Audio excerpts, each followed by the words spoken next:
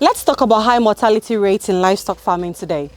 One of the most painful challenges or difficulties livestock farmers encounter is to have a high mortality rate on their farm. You invest so much into the genetics and the breeds you select for your animals, the nutrition, you give them quality nutrition, good medication and vaccination which covers their health, farm management and infrastructure, and at the end of the day, you lose your animals. What becomes of it? Today, let's go to class and learn of some of the ways you can actually prevent or reduce high mortality rates in livestock. We shall be back.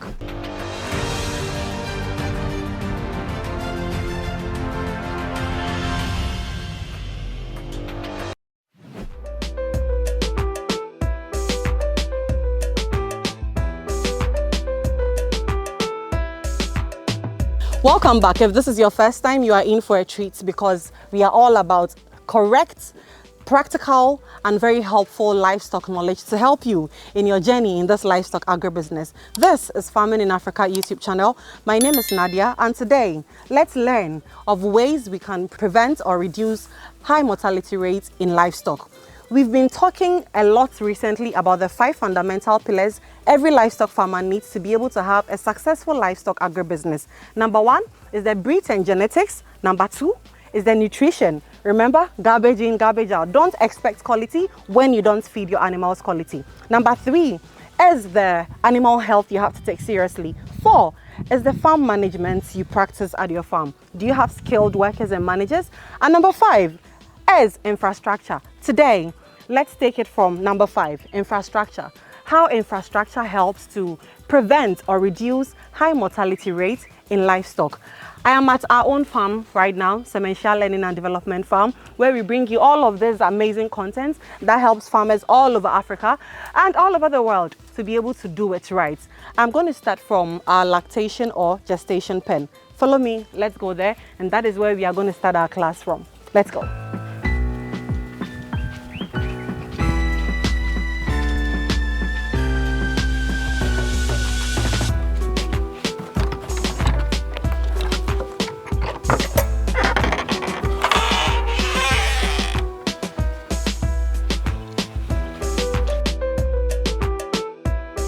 Don't do that, don't do that. Don't do that. Great. Recently, we shared with you the great news when we had our Sanning goats deliver Boer goats right here at our farm. And we're so excited to tell you that we are literally and practically using our gestation pen now. Well, this special area has been designated solely to those who are just about to deliver and to those who have just delivered. It's important to have a gestation pen at your farm as a farmer because this space gives them that unique space they need to be able to receive the special treatments to recover very, very fast, and also to help the little babies to bond very well with their mothers. Let's enter this pen. Come. So at our farm, usually we have enough space in front of where they sleep for movement. We call it the exercise yard. In this pen, you can see there is the red light here. It is actually very warm if you come close to it. That provides enough warmth or heat for the baby and the mother. Here at home in the eastern region of Ghana, it gets quite cold in the evenings. And if you are watching from where? Southern Africa, Eastern Africa, I know you do experience cold seasons as well. And that is the more reason you have to be very mindful of providing heat source for your animals. This forms a very important or crucial part of the infrastructure you have to provide at your farm to help reduce mortality rate. So you see this tiny kid is a West African dwarf goat, barely a week old. And at night when it gets very cold, we have this red light here. The mother is here. The mother even provides warmth, but this provides extra warmth as well. And then they have that space here to be able to bond. All of this forms part of the infrastructure that would help to reduce mortality rate. Also, they are separate so that we don't have fights. You know, fights do occur in the animal world. We don't have fights and all of that. Each mother has enough time to be able to protect and bond with their kid. Now, let me take you to the other pens that have been demarcated for all the categories we have here at our farm. Let's go. Let me leave this baby alone. Go play with your siblings. Let's go. So the next pen we go to is the pen for mothers and babies who have been moved from the gestation pen. They spend maximum 2 weeks there, then they are moved to this pen that is solely for mothers and babies who have recovered, especially the mothers. So come in here.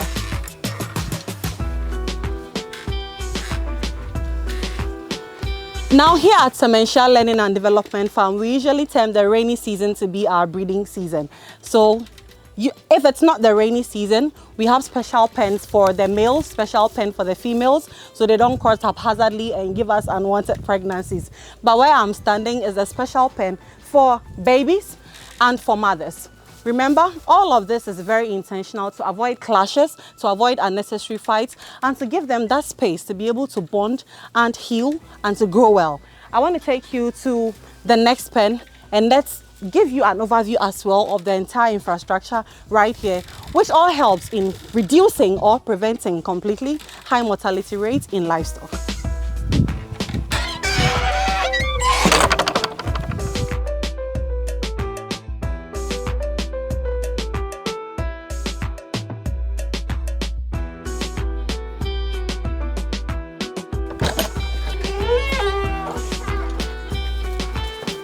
You have heard us say many times how the pregnant ones are a very vulnerable and delicate category, and that is why we give them special treatment, special feed to enable them to, be in the best state so they can give us offsprings which should contribute to the multiplication of the farm. Where I'm standing at the moment is the pen for the pregnant ones.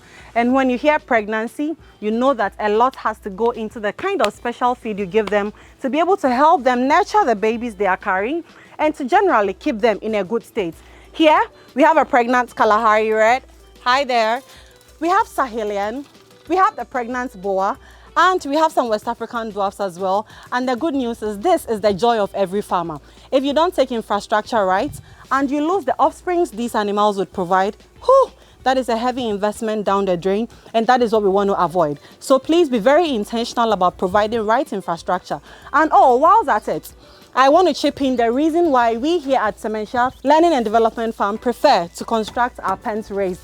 Did you know that goats love to climb naturally? Yes, we visited South Africa and we saw the rocky terrain these animals live in, and they love to jump, climb, frolic around. And a farmer actually told me that that keeps the animals happy. And you know what? Did you know it's very important to keep the mental health of your animals in a very happy and good state? Yeah, it sounds funny. Yes, but it's very important. Give them what they love to naturally do. It will keep them happy and it would improve on their overall state. So I just wanted to chip that in. It also helps to keep them very dry because they hate the wetness. Goats hate the wetness. And we are in the rainy season now. So guess what? It's a very safe place for them. Now I'll take you to the male pen and take you to the last pen, and then we will end today's class on how the pastures have been demarcated, which all forms part of the infrastructure we are talking about. Let's go check it out.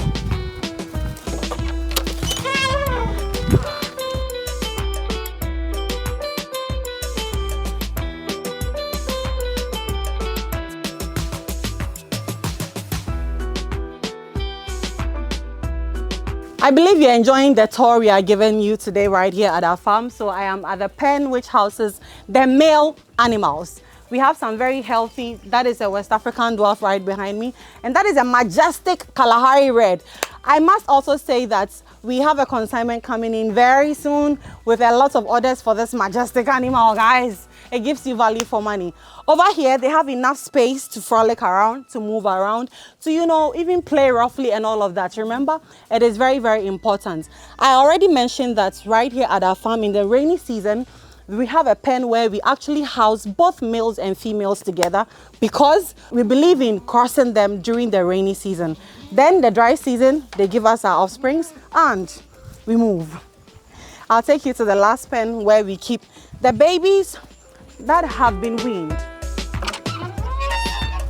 All right, did you know that sibling rivalry helps in the wholesome development of your livestock? Yeah, just like humans, it's very key. I mean, it toughens you up, it makes you hardy. It's all part of the training. Where I am is the pen for the babies. You see this beautiful boa goat? It has its siblings around. We have the babies who have generally been weaned. this is where we keep them. We don't keep them in the male pen because they are heavier, they are older, their fights can be very violent, and you don't want a heavy male crashing a little baby because what they were playing. We have to intentionally think of all of this to avoid high mortality rates here at our farm. So I just wanted to show you today how infrastructure generally contributes to the prevention or reduction of mortality rates. I will end today's class on how our pasture or graze yard, someone told me the last time I said graveyard, no, please, it is grazing yard or graze yard, how it's been intentionally demarcated. And we've already mentioned to you the rotational feed. There is a video where we talked about how you can maximize your graze yard. Just go through our videos and pick that and watch the importance of actually demarcating your graze yard into what we call paddocks. It helps to control parasites. It adds to the aesthetic nature of your farm generally. And guess what? It helps in controlling the breedings or the seasons you breed your animals as well. I want to end today's video here, and I really want to believe that this has drummed into you the importance of proper infrastructure at your farm to be able to help control the high mortality rates in your business. Let's please do this thing right so we can get a good return on our investment. Till we come your way again with another educative, impactful, insightful video on how to do this livestock agribusiness right.